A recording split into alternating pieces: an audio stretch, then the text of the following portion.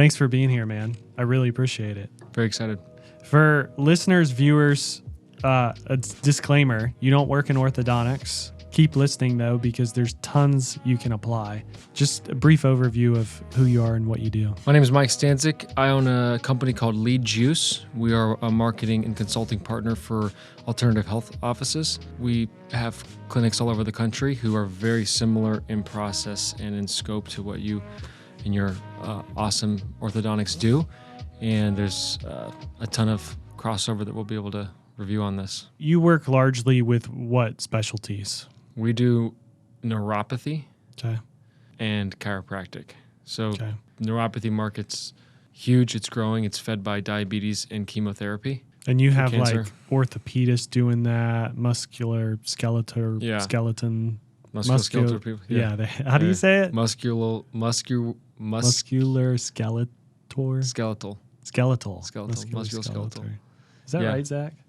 Muscular skeletal. Say that 5 times. Muscular skeletal. Muscular skeletal. There you go. That is right. MDs, a lot of MDs. Primarily, it's alternative doctors or MDs, functionals that'll get their hands on a type of treatment that helps with nerve damage.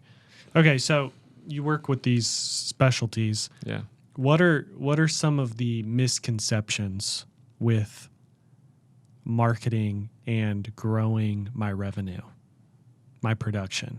So I turn on marketing, and what's my false beliefs? False belief number one is an inability to understand fully what different patient sources will bring you over time. A lot of doctors want to use one source of new patients to fuel their practice goals and dreams. And if it's growing by 20% or 30% or 50% in a year, because a lot of people have aggressive goals, they think if I run a Facebook ad, that's going to accomplish my goal for the whole year, which is insanity. Because if you think about quality of traffic source, quality of new patient source, what's the first? Highest quality. Mm-hmm. It's going to be what? Highest quality is a direct referral. Direct referral. And then the second right below that would be? Friends, family, maybe something offline in the community. Community, people who know you, like you, trust you, who have experienced. The mom who has the pop socket. Oh, you should go here. Exactly. Yeah. Who's received it, who's talked to a treatment coordinator in the community, who's talked to a practice specialist in the community. So those are all the highest quality sources, an external referral, an event, these types of things. The lowest quality traffic source is the unaware source. Where people are not involved. People are not involved. It's digital. And yet the benefit of that is it's practically infinite. Almost infinite. Almost infinite. If you look at who you can serve, how many people, it's infinite. It's infinite.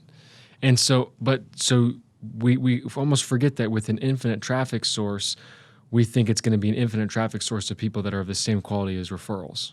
False. That's the false belief. Way different. Way different.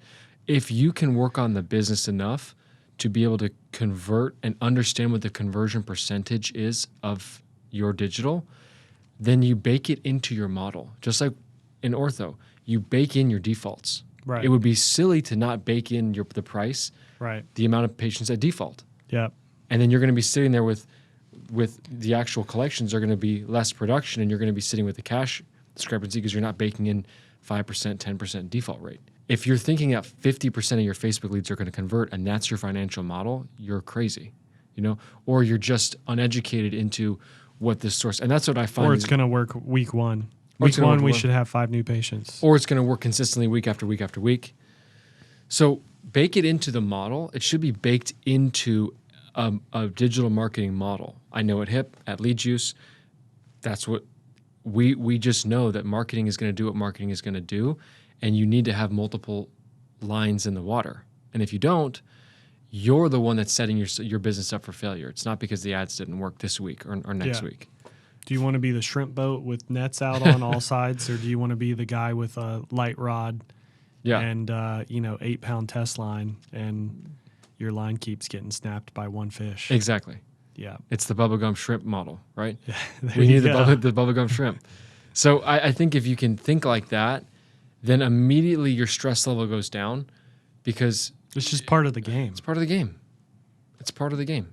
So you have to understand what the game is. Do you find that a lot of that goes back to negative thinking, attitude?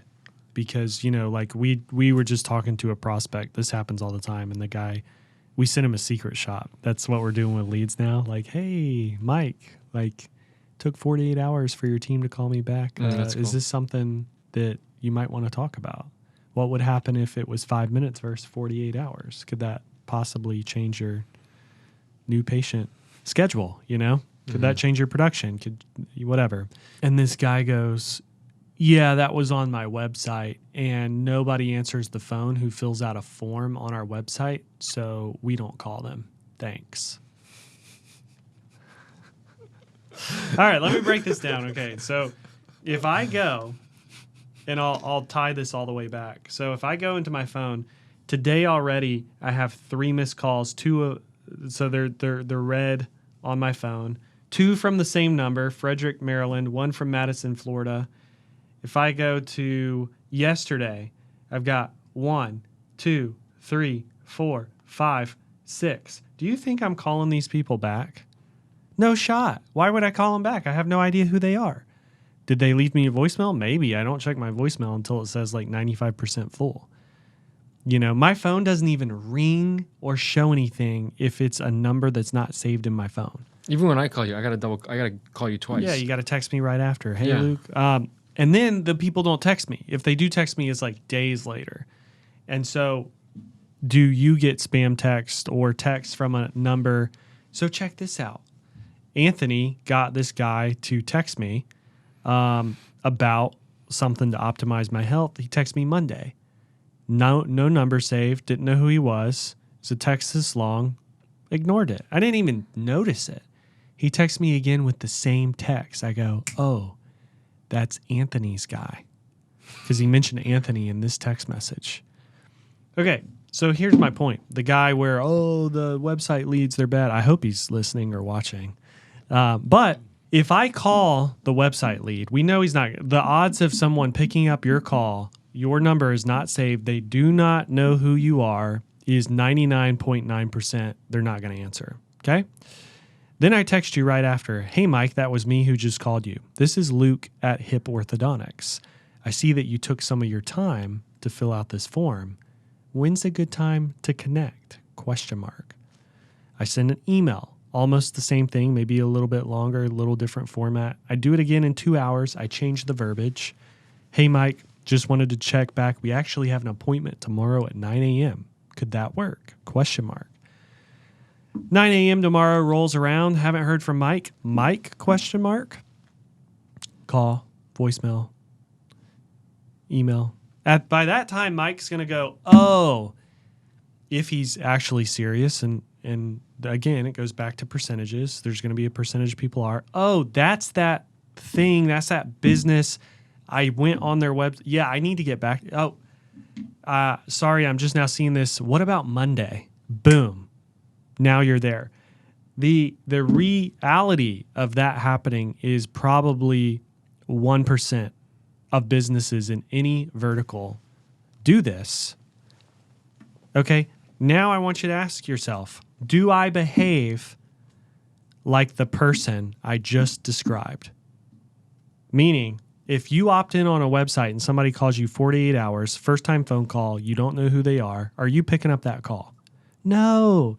You're the guy I just explained, Mike, where I had to literally call, text, email in 3 separate clusters, so 9 times, 9 touch points to finally get a text back. That's who we are. Everybody is the latter, not the person who answers the phone call 2 days later from a number they don't know. And so, if that is true, why in the world would you not believe that with the right strategy process, I'm going to get 5%, 10% of all internet leads in for an appointment, and I know that my conversion rate can be 80%. Against ad spend, that could be a 20x ROI, depending, on what you're spending. And let's just say, we have practices who do that. 1,000% ROI. Why wouldn't I do that all day long? Then it's just a game of what can I keep up with? 3x. Put more in. Yeah, I'd do it for 2x. If you could put in a machine $1 and get $2 back, how fast would you do that? Then we have people, I'm only getting a 200% ROI. I think I'm going to cancel. We talk about with the stock market. The stock market's the best place you can put your money. In the world today, what's the average? 16% year over year, maybe. Do 15. Yeah, right. And 10, that's in a good. That's a bull market. Average would be 10, actually, technically. So that means you put $1 in. At the end of the year, you have $1.10. 10 cents. 10 cents. And people are putting their entire life savings. Smart people are putting their entire life savings into these things. If you put $1 in, it takes you 7 years to double your money. That's the formula. To $1 in 7 years, you'll have $2. And people are freaking out about that model. People have made a very successful living in that model. If you put $1 in and in 30 days have $2, you're like a god in the realm of mythology. You're a genius. You're a genius. Anomaly. You are an anomaly. And what if you were doing that with your Facebook? You had that with Google. You had that with the ticket flyers. You had that with the billboards. You had that with radio. You had that with TV. And you're running a 1 to 2 on everything. And then at 1 month, one's going to be at a 7. And then in a different month, that one was a 7x or $1 in, $7 out is going to go to 2. And this other one's going to go to a 10. And you're now playing the law of, I'm not going to let my business fail because of what the world says. Like, we have to remember that the world wants us to play small. Our coaches and trainers and educators want us to generally play at the level they're playing, which sometimes isn't as big as we can play. Or your family is even probably way lower. Way lower. So we're surrounded by people who are giving us mental models that make sense in the small game. Small game. Small game thinking. And small game thinking is your peers. When I put $1,000 in, if next month it's Christmas, I should probably pull back. That's small game thinking. My peer told me that Facebook ads don't work and to take the form off my website. Right. And he has a slightly bigger practice than me and has been doing it for 5 more years. Exactly. I better listen to him. Exactly. We have to get radically away from average. And then the brain goes like this. We look at the practices that do way more than us, and we think that they're not. We then immediately go, oh, well, they're not like me. I went through this process when I was just recently where I never thought that I could be the version of me that was like mega ripped. I'm like, I never thought that I could be Brad Pitt in Fight Club. So somewhere along the line, I agreed that second best was okay, or third best was like as much as I could achieve. Or 10th best. Or 10th. I won't ever look like Brad Pitt. Literally my brain. I won't ever look like Brad Pitt in Fight Club, but at least I'll be fit. How did I buy that? Yeah. My parents, my teachers, my friends, no one ever said, that's a terrible, stupid belief that you have. It's going to kill you because that's not how life works. You don't just you don't just shoot for second and get second. You either go for it or you don't make it.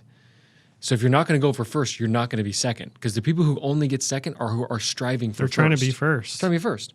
People Third place is trying to be first. Third place is trying to be 10th place is trying to be first. So if you're not even trying to be first, you're not even on the spectrum. Yeah. And that's another failure. It's like people don't show up to their business thinking, how can I be first? And not against your peers, first. Well, it's also the league you play in, right? Because the worst NFL team is still trying to win the Super Bowl. Yes. Right? For the most part, okay. Maybe the Bears this year or not, but I think a high school team could maybe beat them. But you get what I'm saying. Actually, not because like an NFL athlete, they were giving the stats of a college quarterback and how long they have to throw the ball versus the NFL. I think it's 2 more seconds. That's how much faster the NFL is than college football. That's crazy. And so whatever league you want to be in, if you're playing in a competitive league, you've got to be so checked in. And why wouldn't you want to be, you can go to any religion or any high performing guru, you know, if you go to the Bible, do everything you do as if you were doing it unto the Lord. This is crazy to think about. What if God himself came down right here next to Mike and he was your customer or who you were serving? How well would you serve him if you're like, this is God, this is Jesus Christ himself? Right. You probably like instantly your state would change. Everything would be perfect. You'd be waiting on this person hand and foot and make sure he gets carte blanche, you know? Yeah. And so then you go to gurus and it's like how you do something is how you do anything. Same one's a little bit more impactful, perhaps, you know, depending on who you are. Both are true, right? And you could probably go to every religion, Islam, Buddhism, Tony Robbins, Jim Rohn. The point I'm making, you could go to Ray Lewis, you know, Mike Tyson. Any high performer is going to have a version of that they believe. And that is how they climbed up the food chain in their league and became the best, and they redefined what was possible. And what is life if it's not that game for everybody? Like that is sad. The game we're in. Yeah, it's sad, average. There's no like, because you're in this profession, you will be average for your whole life. Yeah, Les Brown says you should be ashamed to die not leaving anything impactful for society. A friend of mine that lives in Montreal. So I'm paraphrasing, but I think the music. Don't die with your music still in you. A friend of mine lives in Montreal, and the guy next to him is in shopping carts. And the house is a $40 million house. He's in shopping carts, right? Because he excelled in that, right? It doesn't matter the industry. What matters is, are you doing the fundamentals? Are you coming up with BS mental models that say Facebook web forms don't reply for some excuse that you learned somewhere along the way because you don't want to win? The truth is these people don't. We've been trained to not want to win. And if you're going to be successful with HIP, if you're going to be successful with lead juice, you have to commit to winning. You have to commit to achievement.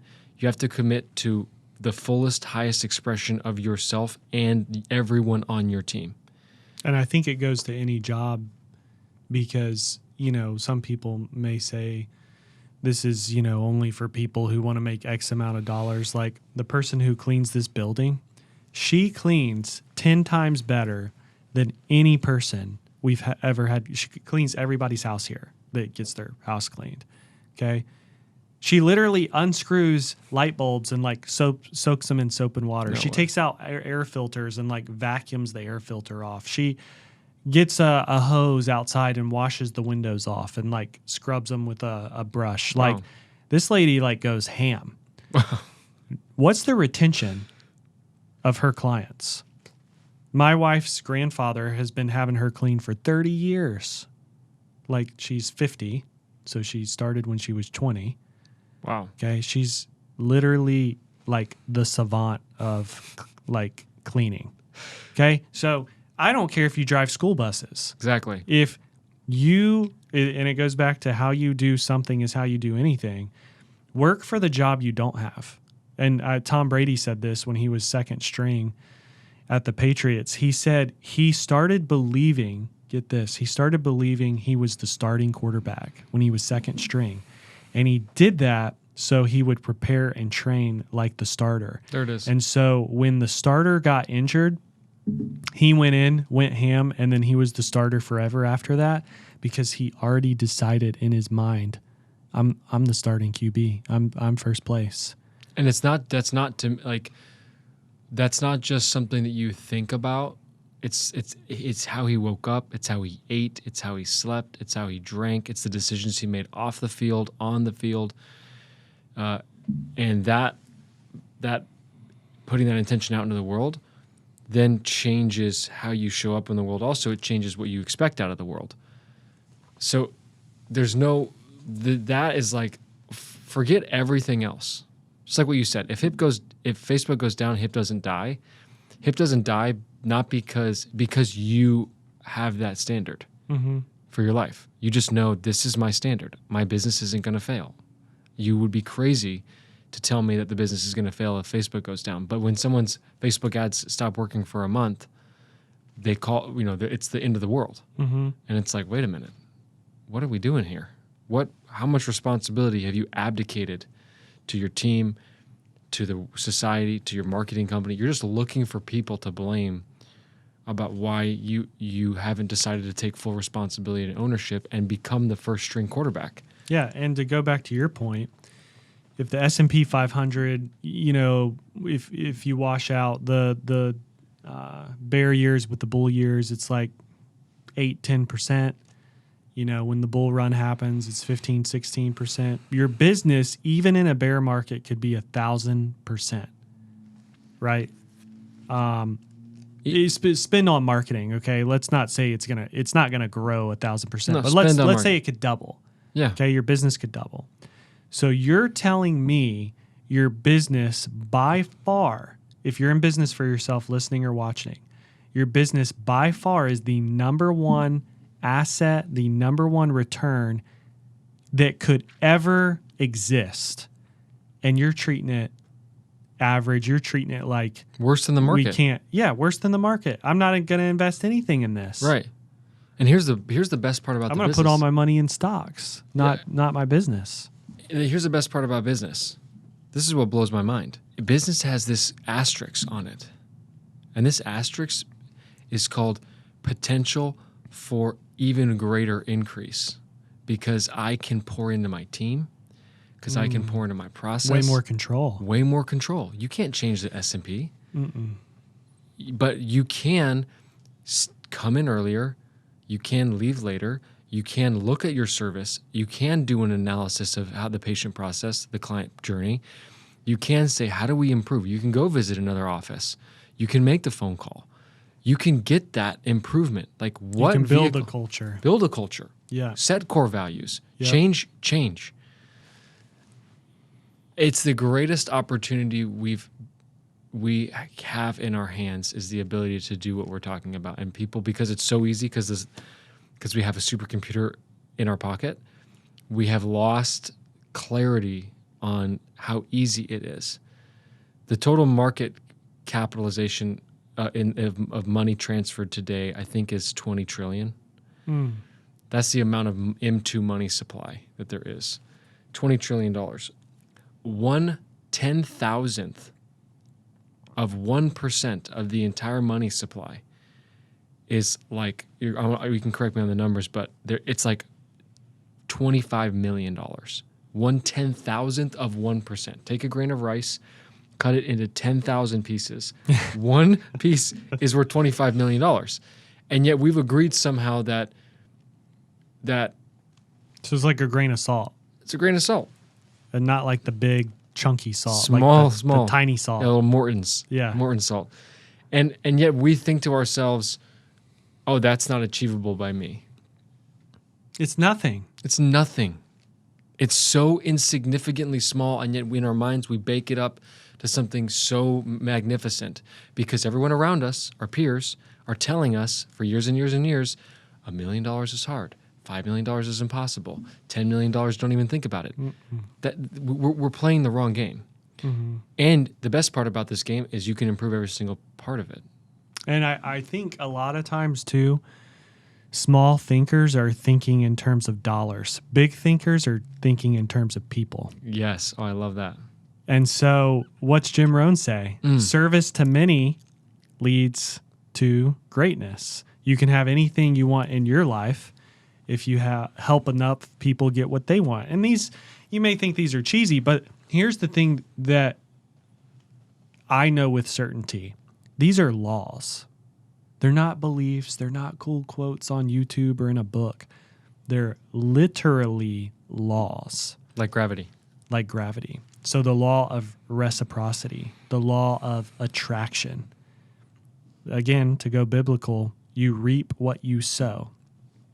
Earl Nightingale tells this story about a farmer and land. And the human mind is like land. You can take poisonous plants. You and I are big health nuts, so let's just say GMO corn is poisonous, okay? It's been sprayed with poison. Some people may think we're crazy. X out of the video right now. Turn off this podcast. Do not listen.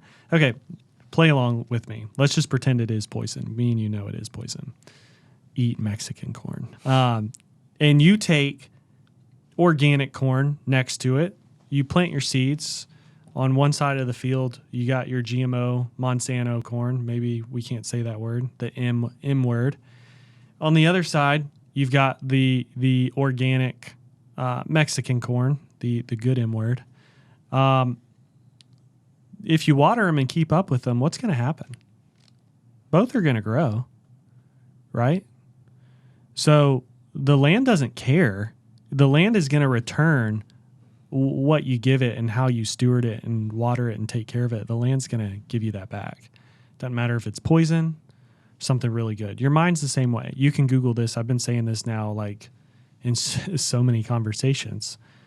Google, what percentage of thoughts are negative? Let's ask Siri.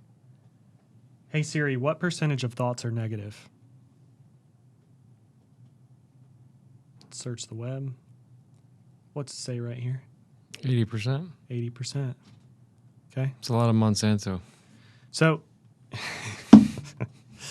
if 80% of thoughts are negative, even with me and you, sometimes if we let it be, if we believe that, right. What happens when you can get to 50% of thoughts are negative? Or what happens when you can flip that and 80% of your thoughts are positive? I mean, that's what I'm saying. This is like any great person you could name, from the 10X house cleaner to the, Abraham Lincoln, MLK, JFK, name your superstar. Yeah. That's what happens. They just flip the script. Yep. So if you're an orthodontist listening and you believe all these things, guess what's going to happen? That's you literally just sowed all the GMO corn. You're going to get poison. Your business is never going to grow, or your culture is going to be poisonous, toxic. You're going to have major attrition issues. You're not going to be able to convert the appointments that come in because there's all this poison. If you change your mind, now here's the key. You can't just change your mind. You have to do the work, and you can't quit when it gets tough. If you do those two things, you can be anybody you want to be. You can be president of the United States. You can clean houses better than anybody on this planet. Yeah. For the businesses that we work with, maybe not president because it's corrupt, but yeah, you have to go with me. Yeah. Soros will intervene into that one. But for the businesses that we work with, the problem is not marketing. For myself, the problem is not marketing. It's getting out of our own way. Yeah. We just got to get out. We have to get out of our own way and become our first string. And just think. And constantly expand. Yeah. What is first string thinking? First string thinking is not thinking about the game. He's thinking about the season. Think about this too. Okay. It can be easy if we're doing the things we're talking about, it can be easy to get to the top. Mm-hmm. How many people stay at the top? Now we're talking about a whole different game. Okay. Mm-hmm.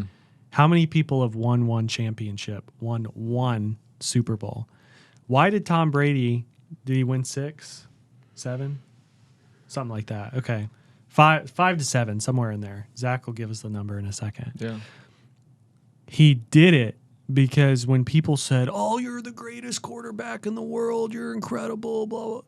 How long did he think about those statements? Mm-hmm. He didn't. 7, okay? But 7 rings. He just put his head back down and said, "I got to go back to work." Yep.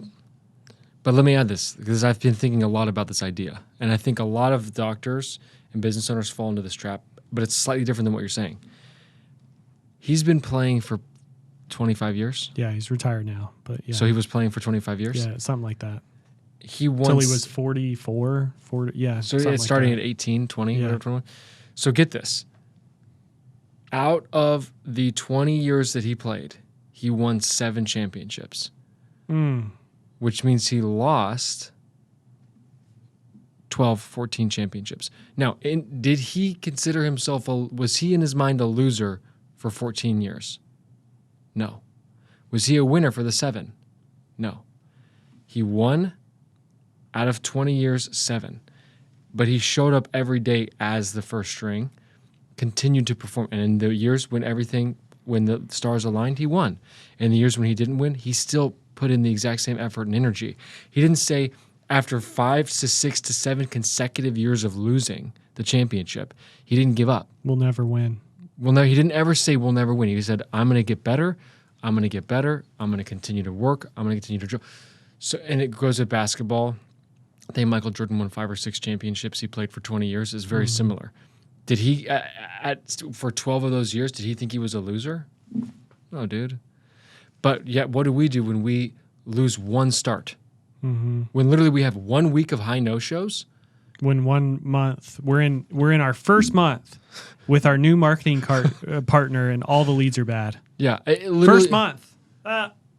What kind of? Imagine if Michael Jordan quit first month of basketball because he lost a couple games. What if we quit after 5 years of not winning?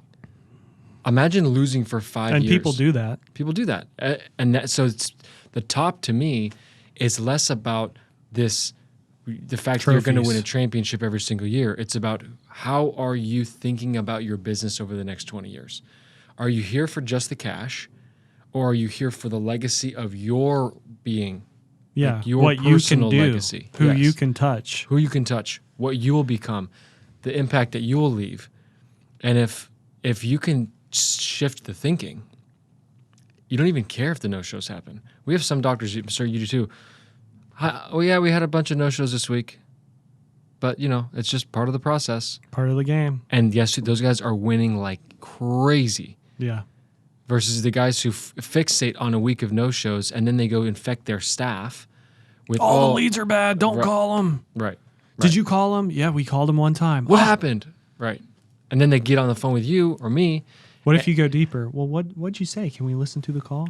Let's bring 3 calls over lunch. Let's listen to those. Let's role play. Okay, now, did you send text after this?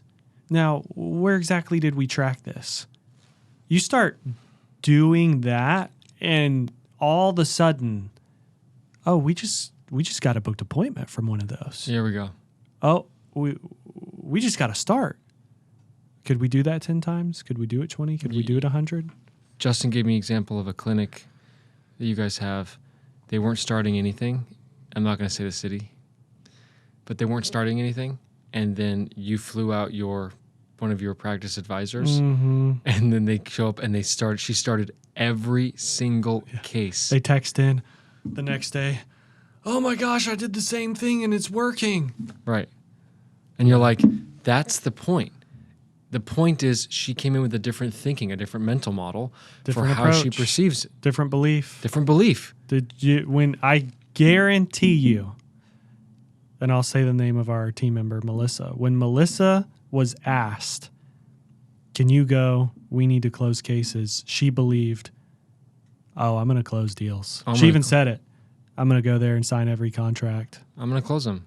So the belief was there, and then she did the work, but she had the confidence because she had done this before for 6 years for a $10 million practice. And she didn't close everyone in the last 6 years. She didn't close every case. Oh, she got tons of no's. Tons of no's. And tons of mistakes. Tons of failure. But also a lot of role play, a lot of game film, a lot of analysis. Reps. Yeah, a lot of looking at how did I improve?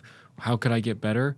What do I have to do? And so as a business owner, we have to start thinking about, especially when you have over 3 people, a business owner with over 3 employees or staff members, it is so much less about you at that moment. You don't just have a front desk.